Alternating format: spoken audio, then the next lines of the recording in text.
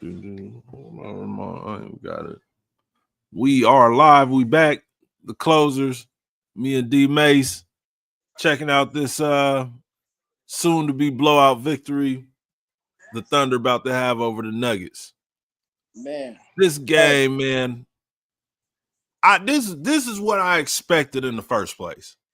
I thought OKC would the Joker came out in game one, had a crazy game, but they barely won. And that meant in order to win this series, you got to play like that every single game. right. And that's not happening. I don't see it happening. I mean, he's gonna do it again here and there in this series, but at the end of the day, I think OKC is too young, too athletic, and too good for the Denver Nuggets. Right. I feel it too. I just think, like you said, they too young, too athletic, but that team is too deep. I forgot that one. Too deep. And they too deep. The longer this series goes, the worse it's going to end for Denver. But I do think if Denver stretches out this series, it kind of works to their advantage with the experience part. For sure. Because let's say hypothetically this goes 7, and you get to a game 7, and you just need one more of those, 30, 20 games from Joker. Like, he can deliver that. Right. So right. If the Thunder want to win this, they can't let this go to 7. They got to get it.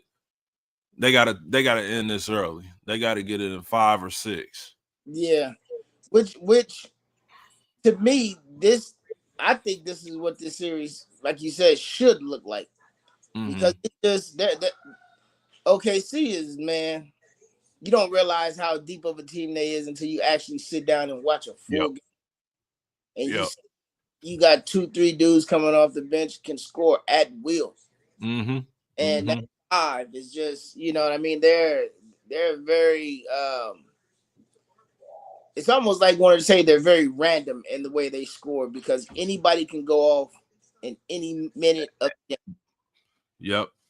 I remember I was watching it was a random game during season. I forget who it was against, but Wiggins, he got the start because I think Jalen Williams was sick or something or whatever, but he wasn't playing, and Wiggins got the start, and he's a guy that I think he plays single digit minutes, per game or whatever, but he comes in and he gives them 40 just because he got the opportunity, you know what I'm saying? And that was with SGA, I believe, played in that game. I think Chet, I think all of them played, but they got guys on that team that could, light it up. They got guys that could defend.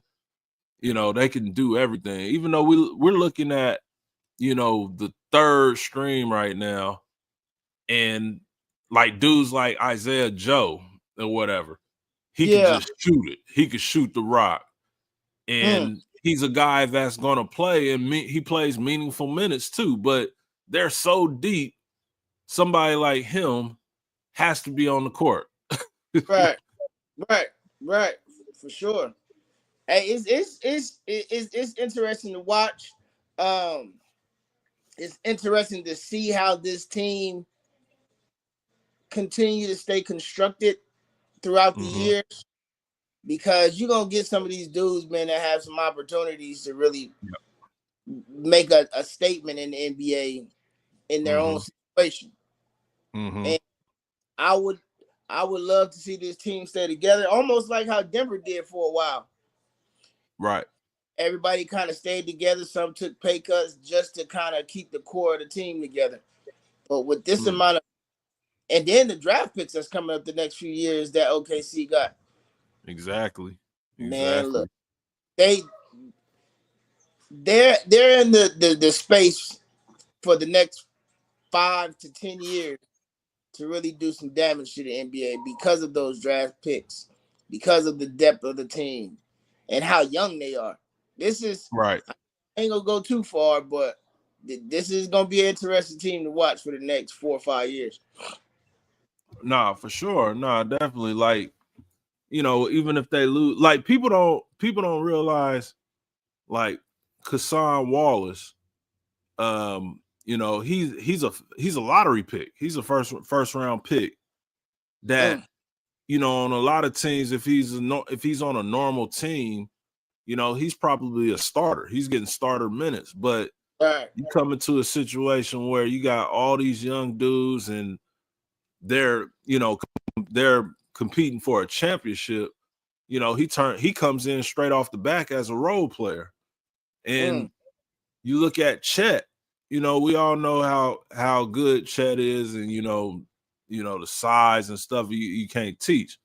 Chet was the number 2 pick, but in that same draft, they got Jalen Williams, J-Dub. Right. And Jalen is like the number 2 guy right now. It's SGA, Jalen, then Chet. So, and who knows how the future turns out with these draft picks? I think we was talking about it a few weeks ago. OKC is the only team in the NBA that, if they wanted to, they could literally trade for any player in the NBA. Right. If they really, really wanted LeBron, I think they could go get Bron. Right. They wanted Steph, and the Warriors, was willing to give up on just the legacy and just straight basketball. OKC has enough assets and players and everything that you need to go get anybody. So that's go keep them in position to be good. I just thought of a random scenario, and I wonder if OKC will even be open to it. But do you ever think that they will be open to bringing KD back? Yeah, that would be interesting. I would, I think at the cost that it would probably cost them, I would say no. I would say no, because I think Phoenix said something about, like, recently. I think they said they would want, like, multiple draft picks for KD and a star quality player. Right. And that would probably be the issue. And I think OKC, with KD being, 36 or whatever he is, I think OKC is looking for the long run, and they'll be like, we would be doing KD a favor. Right, more so than him. Because, we might get one chip with him. But, that would be good for him. But if we, keep going the pace we're going, we could be in a, position to compete, year, like you said, 4 to 5 years. Right. So, yeah, I that's the only reason I can't see it. Right. I just feel like, man, because I'm always into that nostalgia. Like, I would love it. The prophet goes back home and complete the job of what he set out to do years ago. When he established himself in the NBA with coming from Seattle to OKC. Mm-hmm. And I mean, I think he would probably be the most seamless player in the NBA right now as a superstar that can just fit right away. Oh, for sure. For sure. That was why when he went to the Warriors, that was why it was like it was cheating, because KD is like the only player to me that you could put him on any team and he'll blend in. Like, he doesn't have to be the go-to guy every night or whatever, but he's just going to blend in and be efficient and effective no matter where he goes. Like, you get a LeBron, you got to change up everything for LeBron. Like, but KD is just, you can throw him anywhere. He go, yeah. Plug and play. And you do that. You did that with Steph, Clay, and Draymond, and it was just like, that's crazy. Steph, Clay, and Draymond, we all know how great that trio was. And then you just say, throw KD in there, and he just, like, that's crazy. Yeah, I was a highly upset fan as a Laker fan. I was like, it's gonna be a while. It's gonna be a while before the Lakers step for Larry O'Brien. Yeah, It was year after year. Like you knew it was gonna be the Cavs and the Warriors in the finals. It was like that. I wonder if that impacted the NBA ratings at all. Like at that time, because I do remember as a fan at that point, I wasn't as interested in the season as normal because it's like, who cares about the season? It's going to be Cavs and Warriors. Right. So I wonder if that impacted, the league, long term moving forward. That'd be. But you know what? Interesting to look up. I'm a big sports, news fan, and that was a time, you had your first, second, everybody on, and that was one of the narratives. Like, do we really care about what these seasons is like? Because we know the outcome, right? The East ain't nobody beating LeBron right now. The East is pretty dominant right now by LeBron, and then you got KD, Steph, Clay, and all them. You already knew the outcome, so it's like, what we waiting on? I think I want to say I heard Stephen A.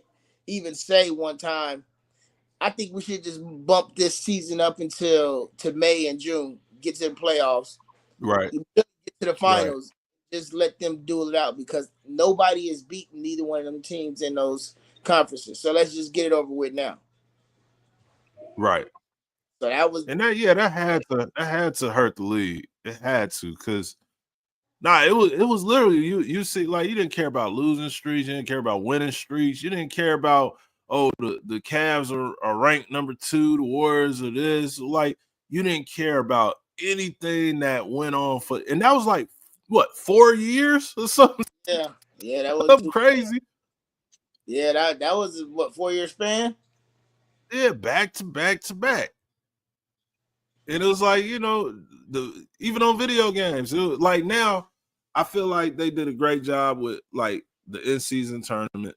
That was probably one of the best things the NBA has, put in a while. Even though it's like, it doesn't mean too much, but the players do play hard for it. They, they pay attention to the point spread on that and not in a gambling way. But you know what I mean, it's kind of, the courts is, whatever, it's nice, I guess. But it added another level of excitement to the season. And now with the parity of teams, and stars being spread out, like that's brought the league back. That made people care about the season. It opens excitement, you know what I mean? Because now it's just not one side dominating all. Right. So everybody has a real legitimate shot. Like kind of seeing right now with this New York and Boston series. Speaking of New York.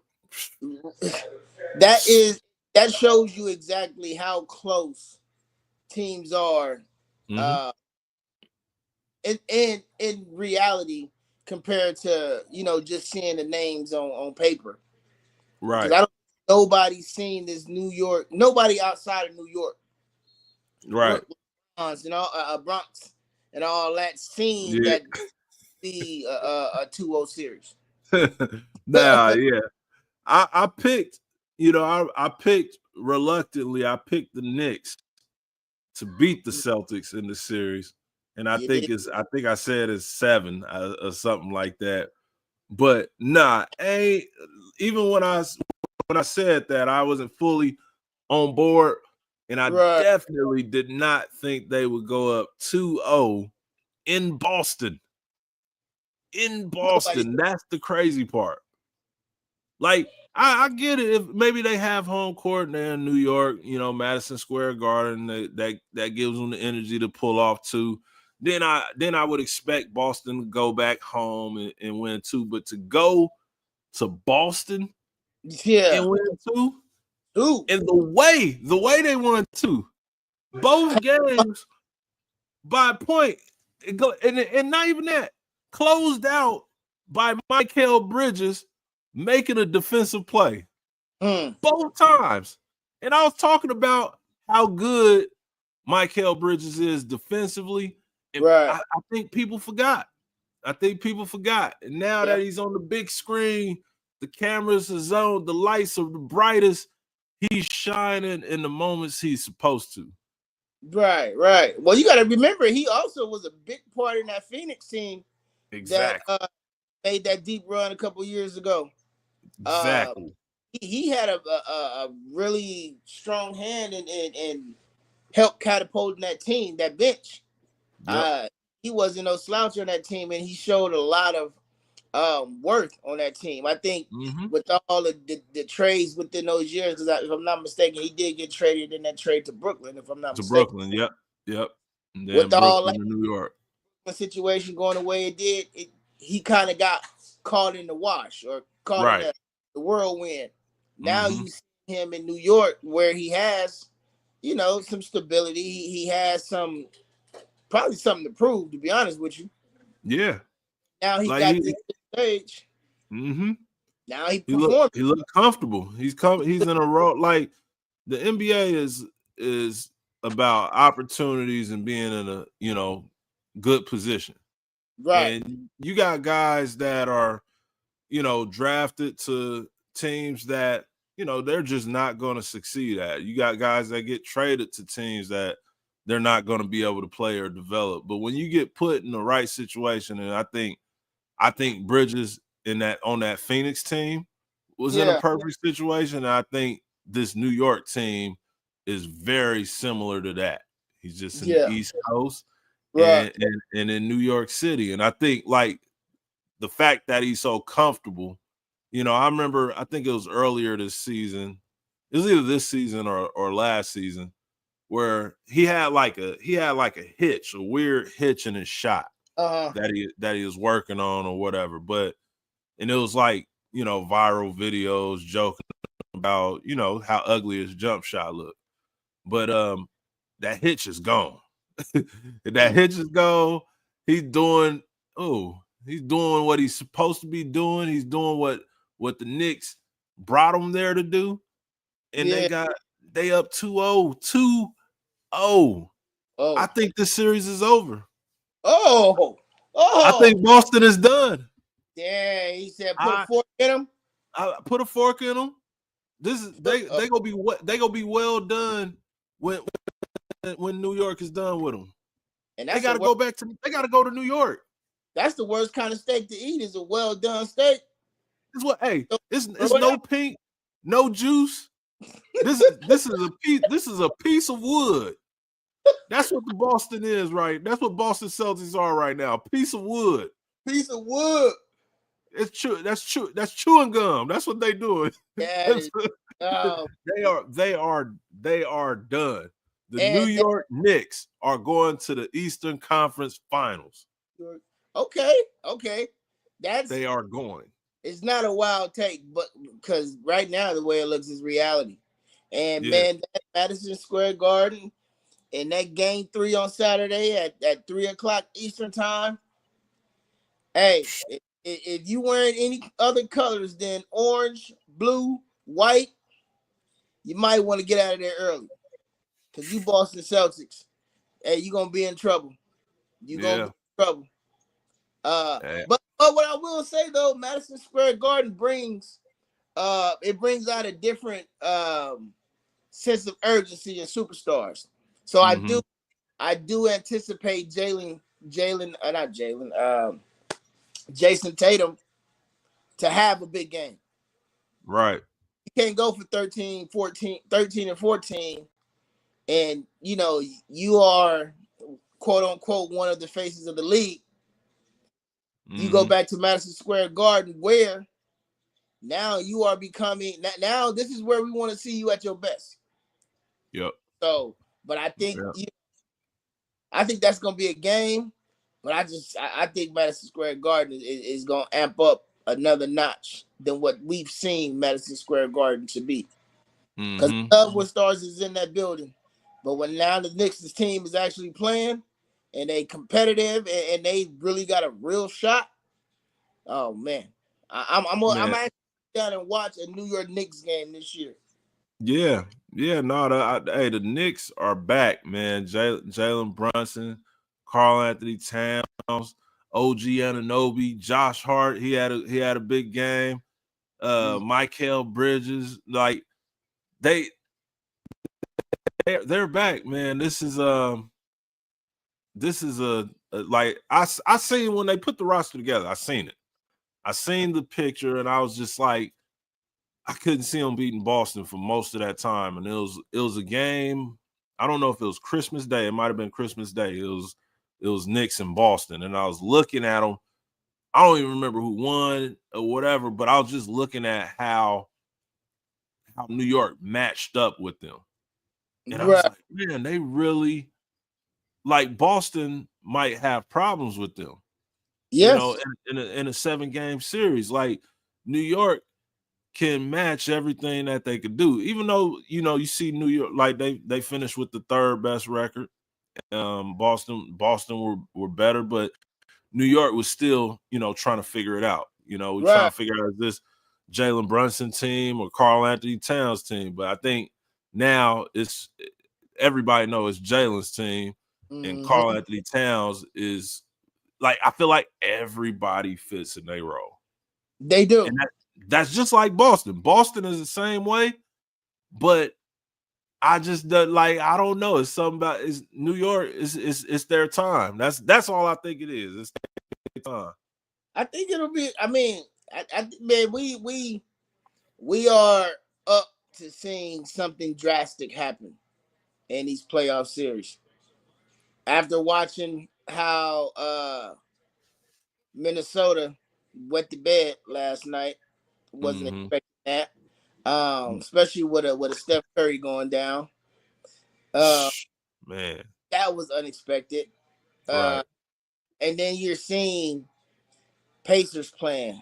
You seeing man. We got to talk about that. Hey, look. We got to talk about that. We are seeing some top teams outside of OKC. We seeing some top teams got fights on their hands. It looks like they're fighting them 100 gorillas against one team, one player. Hey, man. Hey, and I am officially on the Tyrese Halliburton bandwagon. I'm on the bandwagon. I don't want to hear no other players talking about this dude is overrated. He can't, sure, he has some limitations. Like, I'm not going to say he's the greatest in the world or whatever, but calling him the most overrated player in the NBA, flat out disrespectful and flat out not true. He had he showed up big in back-to-back series. He showed up big when they made that run a couple of years ago in the East. He did. Like, he's a dude, maybe, like, you ain't gotta like him. You can hate his guts all you want. Right. But the whole overrated stuff, especially until you're somebody who just completely destroys Tyrese Halliburton, like, just shut it up. I don't want to hear nothing. I don't want to hear nothing. Knock him out first in the playoffs. I ain't promoting violence. Right. Because I mean, he's been doing everything. He's been in deep runs these last few years with Indiana. And that's what I don't get. Players typically that make big runs like that,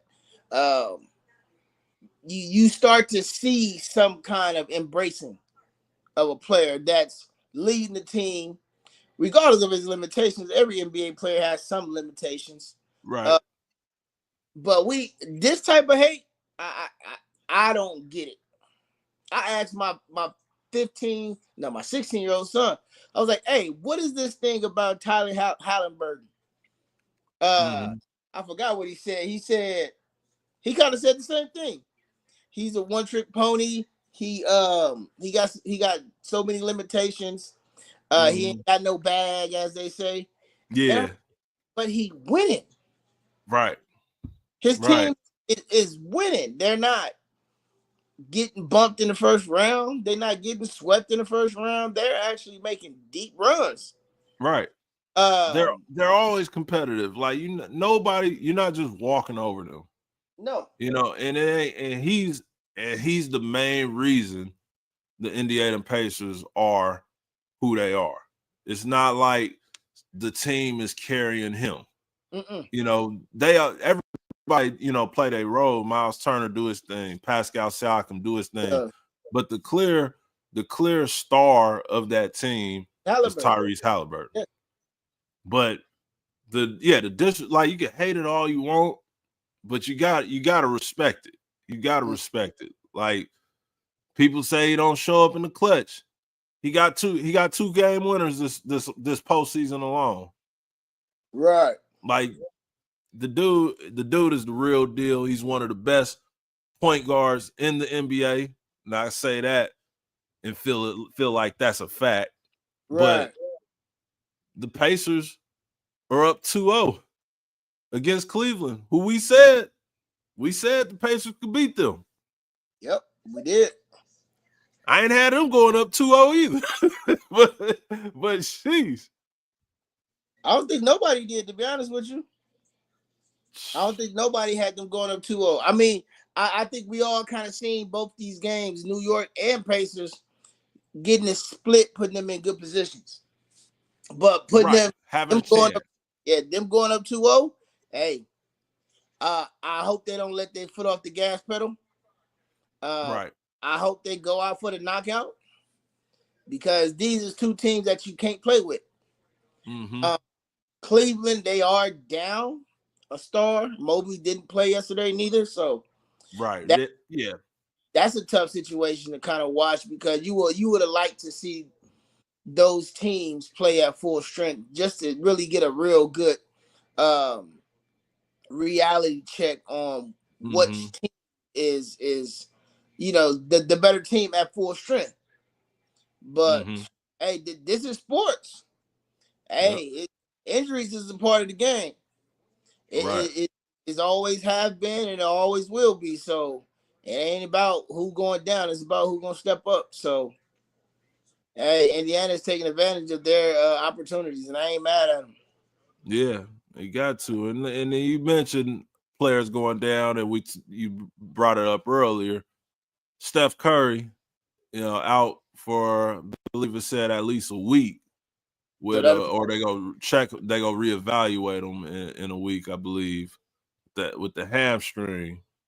How big of an issue is that for the Golden State Warriors going against Minnesota, who they are up a game on? Right. To me, based off of what I seen yesterday,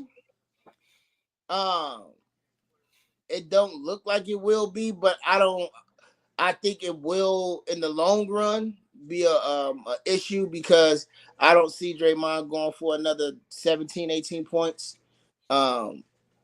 consistently throughout this series. I don't think he has been asked to have to kind of bear that burden with scoring. But we are seeing a resurgence of the old Draymond. And if you can get that from Draymond, I believe that they put themselves in a good position. Because, I mean, ultimately, they got Jimmy Butler. Jimmy Butler carried teams like this in Miami. Yep. So, I mean, he's the ultimate X factor. But I'm kind of on the fence with it, because, and then again, this is Minnesota, who's been waiting for this series to end for a while. So they could have just came out right. And I don't see them coming out like that again. I think it'll be a better tell tomorrow on how effective that injury will be, as this series progresses throughout the rest of the series. So it's one of those things that I think Game 2 is going to tell a lot. Yeah, for sure. It's going to tell a lot. Because I think the only thing I'm looking at. Yeah, right, man. I'm still too, but because that's the only thing I don't expect Edwards to have another bad game like he did in Game 1. Like he wasn't a factor, and I don't want to take credit away from the Dubs and what they did defensively to make him have that type of game, but I just think Ant is that talented enough. We just was we was claiming how this could be his run to superstardom. or whatever. Right. And if we think he's that good, you know, it's no way he comes back and not have a good game. Similar to, like I said, like I don't know what his ending stat line was, but with Chet, I was like, the way that game ended, you know, last game, obviously this was just a complete blowout. But yeah, Chet had 15 points and 11 rebounds in 26 minutes. I was like, he has to come out and have a good game. This is a moment for him to show us what he made of, because, you know, OKC should be up 2-0 right now. Right. But, you know, we know how that went. But with Ant Edwards, I think he has a big game in game 2. And I think Minnesota evens the series. And then game 3, I feel like, you know, obviously I think Steph probably will still be out at that time. Yeah. But that's when the series starts. That's when the series will get decided. I think whoever wins game 3, I think they'll win the series. I agree. Because like you said, I think that'll be a more realistic look of teams at their not full strength, but their full strength, if that makes sense. Right. Boy, that was the ending with 23, 14, and 2. And it's still, and look, I want more. And I think he go give it. But it wasn't.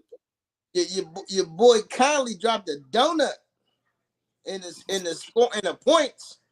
Man, a donut. Can't have that. Nah, that's not gonna cut against the Warriors. And then Jimmy, Dang there had a triple-double. What Buddy? Jimmy? Yeah, he ended with 20, 11, and 8. Yeah. Hey, I think shout out to Buddy Hield. Hey, whatever they last did 2 games, Cisco, man, keep doing it. Because I think he didn't found. I think he's starting to see his true worth and potential on the team. Yeah. Yeah. He, to me, this is the most comfortable I've seen him all year. Right. Through these playoff runs. Right. Even when because the last 2 games, if you look at it, Steph didn't have big scoring put-out games. Mm-hmm. They were really led by Buddy Hield. Yep. He had 33 in game 7 against Houston, and in game 1, 24 against the Timberwolves. So the Warriors are seeing a comfortable Buddy Hield who's a sniper. Yeah. And he'll get it up in a heartbeat. So with a shooter like that's rolling with a ball of confidence like that, mm-hmm. I think the Warriors can weather the storm with Steph, possibly, you know, maybe missing a game or 2, but a 2 would be a good indication. If the Warriors pull this out, I mean, it's a wrap. Yeah, the Warriors get out of this round, like their championship odds obviously is gonna go up because it's only 2 teams. Yep. But I'll have to start reconsidering like them versus OKC or Denver or whoever, because like you know, like when teams win championships, it's like, you know, it's partly them being good, and then it's partially just destined. You know, things just happen. Like I think about that New England's Patriots, New York Giants, and that catch that I forget who it was against Rodney Harrison or whatever. David Tyree, I think. Yeah, that catch he made, like that's not a catchable ball. You wasn't supposed to catch that, but when he caught that, it was like, nah, they're supposed to win. Right. And if the Warriors can, you know, get past this Minnesota team, I might start thinking that, like, maybe this is just that year again. Maybe Steph Curry is about to get number 5. Where do you now, since we own that, where do you put Steph Curry on an all-time great? Because I think he has enough to really, me personally, man, you can really start classifying him in that top 5 range. Mm-hmm. He already got the best point guard title. That's a given. He already had best shooter alive to date and past. And he changed the game. And it don't look like he's slowing down no time soon. Nah, I think he's gonna be able to shoot to like I think his dad still could shoot. Yeah. So he got years and years. Nah, he win. I think right now, he's probably, I think it's debatable that he is in the top 5 players of all time right now, in my opinion. But if he gets this 5th ring, I think there's no question that Steph Curry is in top 5. There's no more arguing about it. Yeah, I don't even that like I have to like kind of figure out another argument for the other people I'm trying to put over him, because like you said, greatest shooter ever, not even a debate. You know, the records the space he done put between himself and anybody else when it comes to that category is ridiculous. Then the fact that he's the one player in our generation in the last 30, 40 years that has really changed the game. Like the game is played differently because of Steph Curry. Like kids are 10 years old, you know, shooting it from 3 when they ain't got no business shooting it from 3 because of Steph. Kids wearing who wore Under Armour when we was kids to play basketball. It was a football. It was a football shoe. Kids wear Under Armour shoes because of Steph Curry. Steph Curry, the things he like top 5. Yes, he might be pushing. Yeah, and look, I'm not the LeBron James fan. I'm not even gonna lie. I'm not a LeBron hater neither. I respect what LeBron did, or what he's doing, because what he's doing is something that hasn't been seen ever. But in my top 5, I move LeBron out. Whoa. But I switch spots with Steph and LeBron. Hold on. I didn't think that's where we was going at all on this good Wednesday. I don't mean move him out of my top 5, because I got LeBron like 3. Oh, okay. I thought you meant get him out of top 5. Hey, he definitely needs to stop. Hey, hold on. Where now it's phone kicked him out. I was looking for the mute button. But I'm like, sheesh, we giving the flowers, but he said kick him out. I'm about to say, hold on. Who's LeBron James is the first person he think of? There you go. He back. The LeBron haters been on my phone now, man. They didn't kick me out. They're like, we can't. They just voodoo over here. He's like, I can't end that note. Oh, now let's start that over, Mace. We got to get this right. Got to get that. But no, so what I'm saying is, so I have LeBron in my top 3. So all right, he don't get moved out of my top 5. Oh, you moving Steph to number 2. Steph to number 2. I like it. Because I like LeBron's. I don't think LeBron impact the game like Steph did. Think about it. Steph has way more, and I'm a Kobe fan. I love Kobe. Mm-hmm. Like that's my. Hold on, is Kobe in your top 5? Yeah, of course. And that's that's just pure bias. Hey, we grew up with Kobe, so that's pure bias. So okay. Well, all right. Well, I still want to hear this Steph over LeBron. I still got to hear this.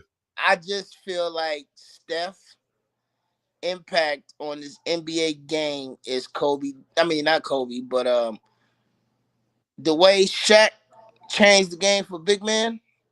Mm-hmm. the way Jordan changed the game for the 2 guard and just really took the NBA. We're seeing right now, currently, this is what Steph is doing right now. And if he add another ring to that class, or not even class, but that just hardware warehouse of awards, hey, I have to take Steph Curry. I don't even like I like Steph Curry as a person. I don't like him as a Laker fan. I'm gonna put it down. But I gotta put light skinned green eyes up there, man. Hey, look, he top 3. Woo. He surpassed LeBron James.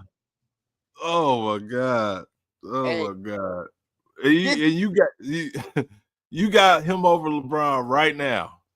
No, I really got him and LeBron. You said if he gives him and LeBron.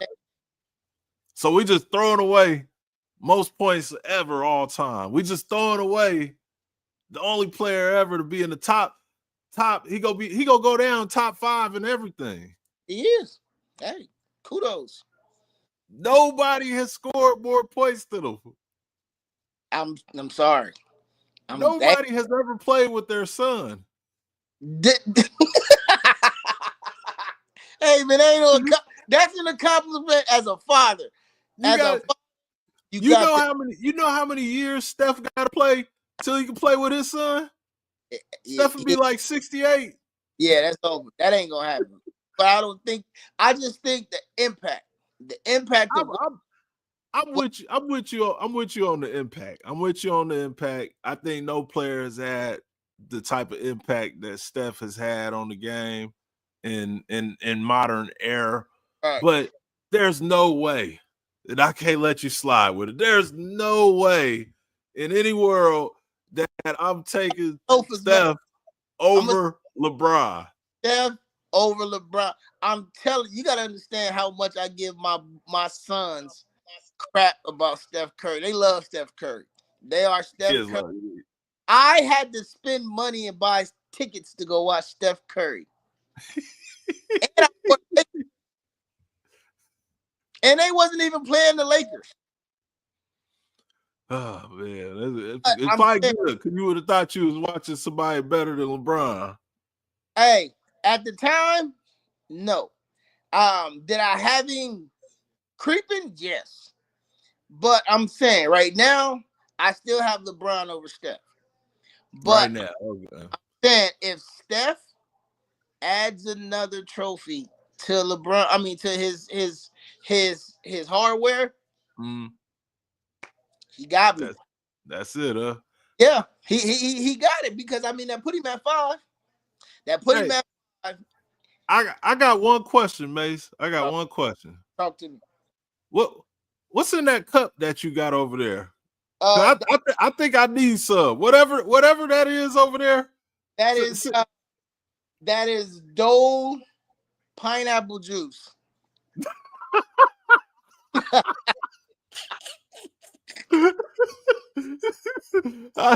No, we need Dole to sponsor us. That's what we need. Yeah, I need that juice, man. I need that juice. But it make your chest burn a little bit.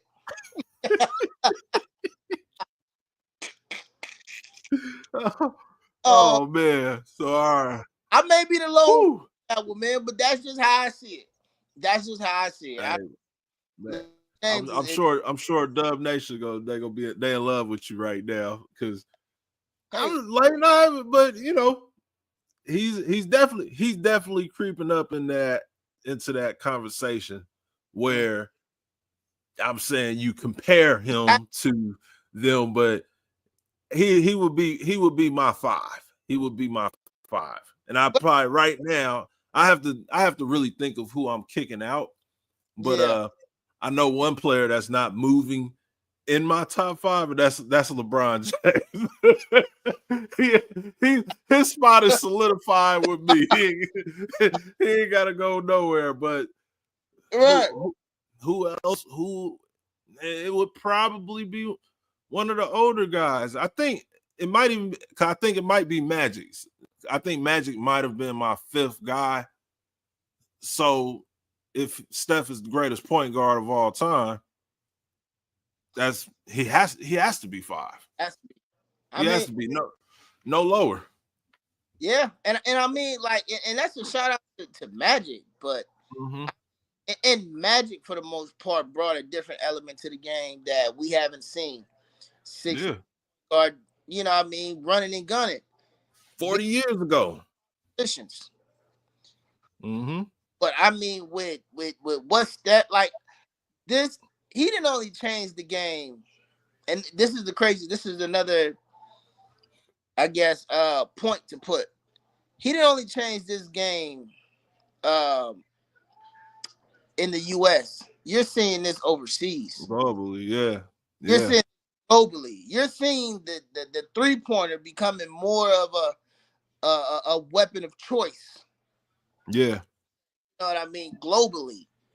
He's really extending what his game is. And that's just that ain't nothing to just sneeze at. Nah, man. Dude is Steph Curry, he's definitely one of the GOATs. He's one of the GOATs. He's probably, if he gets this 5th ring, he's probably Mount Rushmore. He probably moves up another spot. But again, the person that ain't moving is LeBron James. LeBron ain't going nowhere. He just swapping with LeBron. That's it. That's all. Whoever had 5 out, you drop one, Steph go up. See, this is why LeBron ain't took y'all Laker fans out of the first round. Like that, he's like, you don't deserve my greatness. My type of greatness is not, it's not supposed to be here. It's supposed to be somewhere else where I can be fully appreciated and not be getting kicked off of Mount Rushmore. Next thing we know, we're gonna be calling Steph and everybody else the king. Yeah, I ain't gonna call him the king, but I'm just saying that's just my observation of what I've been seeing. And I mean, like I say, I'm nowhere near a LeBron hater by any means, but I think Steph has always been that player that's what he's been doing is he's been doing it quietly. He's just been like on the heels of every great player. He's been on the heels. And you're just seeing Steph just keep churning away records, churning away wins, churning away championships. And he's not slowing down. And I think that's probably more of a foresight, I guess, in a way. Right. I don't see Steph slowing down no time soon. Right. Did any injuries, any catastrophic injuries, I don't see Steph slowing down. So if Steph that's what I was gonna ask you. Like, so when you put him over Bron, right? It sounds like it's more of a longevity, recency thing or whatever, right, to an extent. But has there ever been a point in time where LeBron was, when they faced each other? Let's just keep it there. When they faced each other, was there ever a point in time where you thought Steph was better than Bron?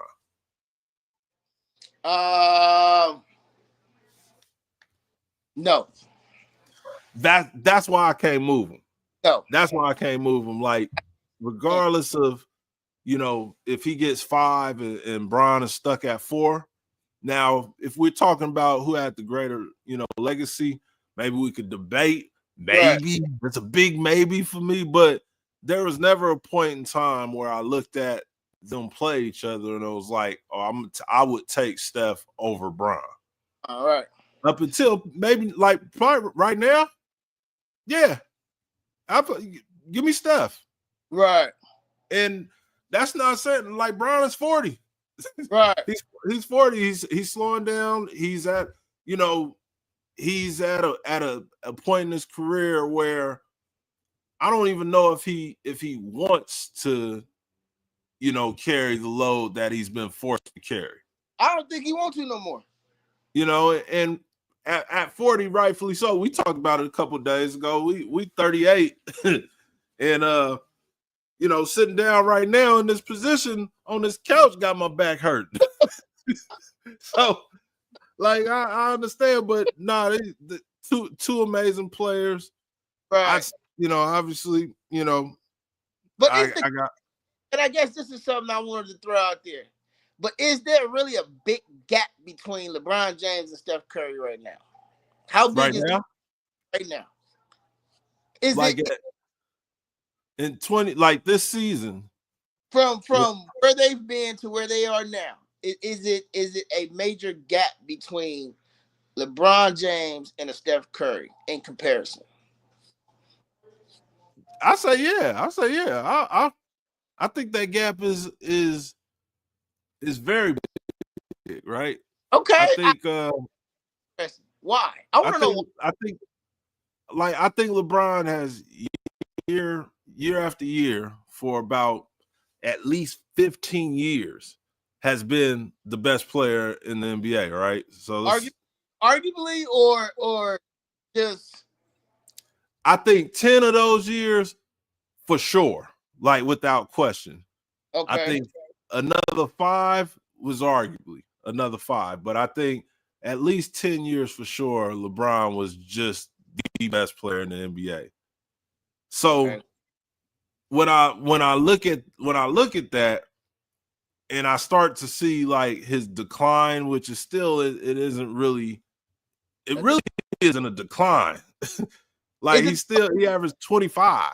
Right, it's a decline for him, but it's not a decline for. It's a decline for him. Yeah, like we still at 40, we still critique LeBron as if he was 20, like he's in his prime. Right.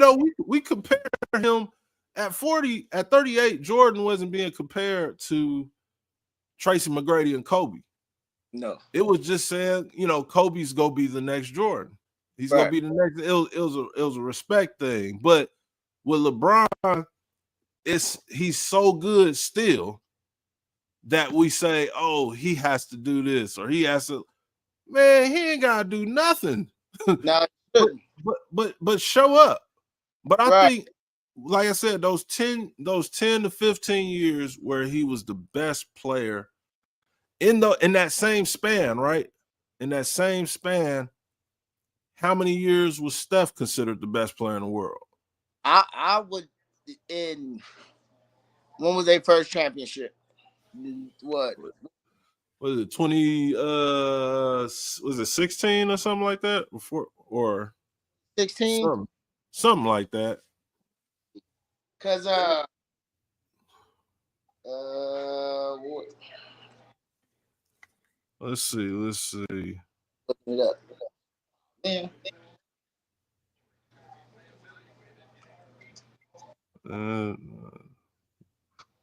2015. 15. So all right. So if we say 10 years, well, I guess that will actually be 10 years. Out of that 10 exactly. years, Right. I would say Steph was probably half of that. Was the best player? I would say half. Well, so he was better than Joker at some point.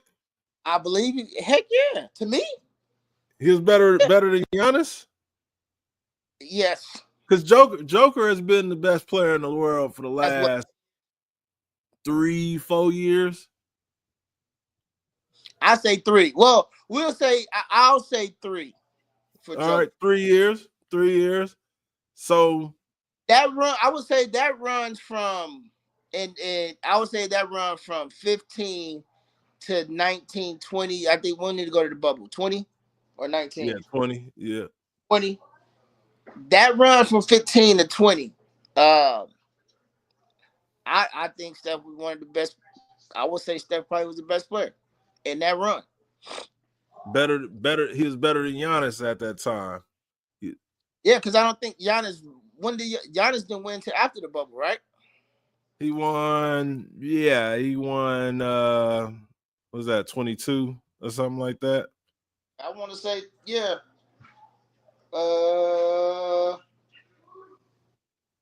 Yeah, 2021. Yeah, and let's see this. 2021. So, what they got? Let's see. Steph was better than Joel Embiid. I would never take Joel Embiid, even though he got the MVP. Let's see. Play enough games, man. Look. So Joker the last year MVP. Embiid after that. Joker again. Giannis in 2020. Giannis in 2019. James Harden 2018. Russ 2017. Steph 16, 15. 15. KD 2014. Bron 13. Bron 12. D Rose 11. Should have been Bron then. Right. 2010 Bron. 9 Bron. 8 Kobe. Hey, look, all that from them runs, from them 4 championships, 15 and I would even cut him off at 22. I think 22 was one of those years. I mean, because I think 22 was his first MVP championship. I mean, his first finals MVP, right? Yeah, I think so. Yeah, so, the last one. That is unanimously 15, 16, he was the best player. Unanimously, right? Unanimously. I think LeBron just wasn't. I think they just wasn't giving MVP out to the best player every year. Like they fighting it right now with the Joker. I got SGA as my MVP because in history, you don't just give it to the same person. I ain't saying Joker don't deserve it, but you don't just give it to the same person, because if they did, we wouldn't be having this discussion right now of who's the best player in the league during, you know how old LeBron was in 20, what is he? What you said, 20? We ain't gonna add all that stuff into it. Hey, that run from 15 to 22 was immaculate. Like it was great. That was the era of when you seen the shift. Things immediately. Now he has one of the best cast of players to put together we've ever seen.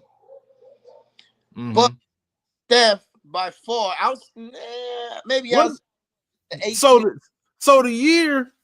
I know KD. I know you about to bring that up. The KD. No, not even that. I ain't gonna bring that up because that was just a whole other thing. I'll just go say, LeBron did beat Steph for a championship in one of those years. Yeah. And he was the best. He was the best player in the world then. To me, he was. That's in that era. The four finals appearances against the Golden State Warriors. Was LeBron not the best player in the series every year? He was, but 14. That's 15, 16, 17, 18. And Steph should have got Finals MVP 14. They played. He should have. He should have. You can't get LeBron can't average what 30. Yeah, triple double with 30. Double. He give him 53 in the first game. Steph was robbed. He was robbed. That one. So I mean, we can easily see 3, right? Yeah, for sure.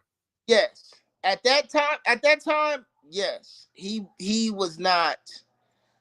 I wouldn't have never put him on the in the atmosphere of a LeBron James during that time.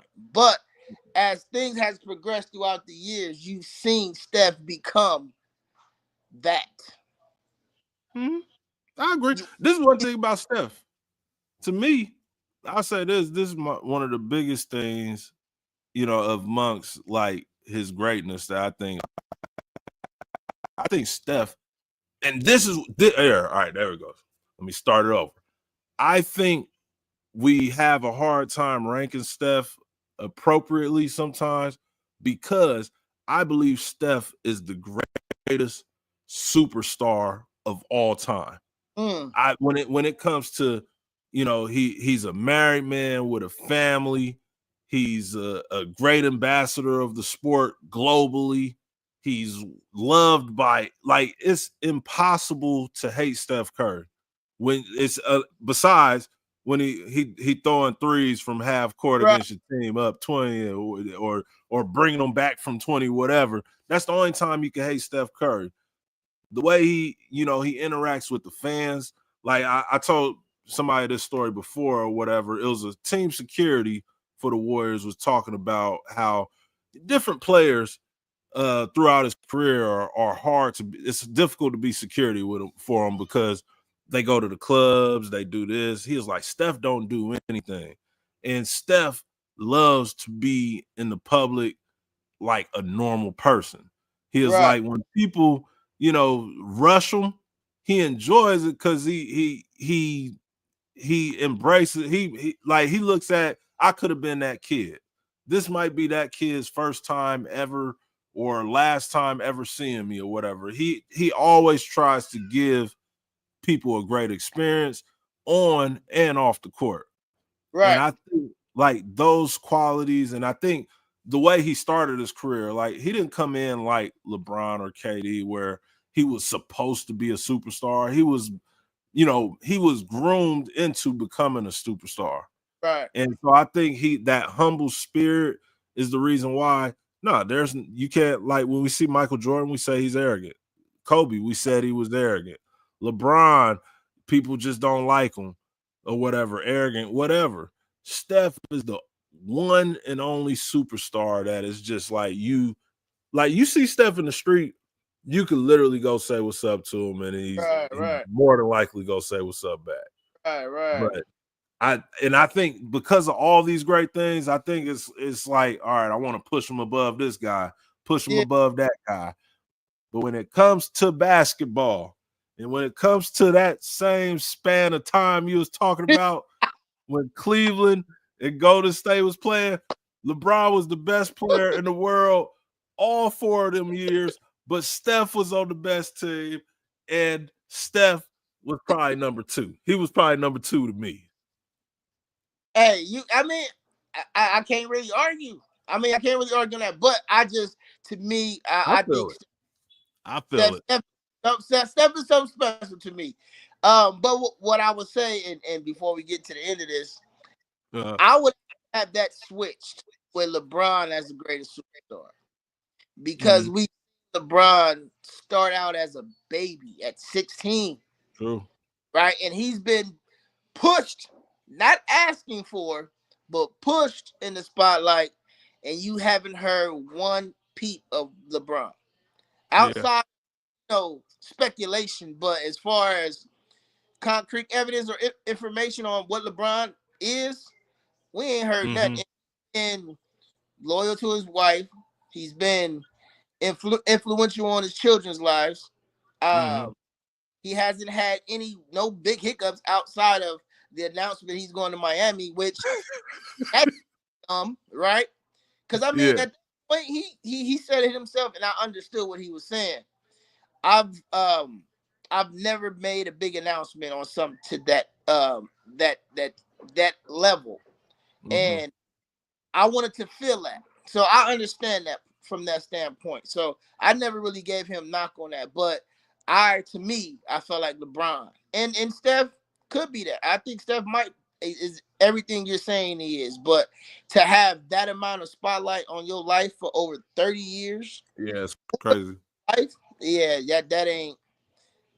That to me puts him in. I think he's in a class of himself, to be honest with you, as a superstar. Because I don't think we've ever seen nobody that young take on that amount of superstardom that early. Yeah. And then,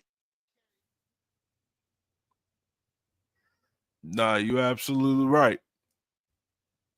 It's funny. It look like you froze right now, but that was a good point to end it on. And us, the closers, we will be back tomorrow with another live show. I was about to say episode. It's not a podcast. This is a live stream. So make sure you join us tomorrow night. The last game in the fourth quarter, we'll start the stream up. Please like and share our content. If you dislike what we say, let us know in the comments. If you hate us, still give us that thumbs up and let us know that you hate us in the comments. But now we appreciate everybody who joined us and look forward to talking to y'all tomorrow.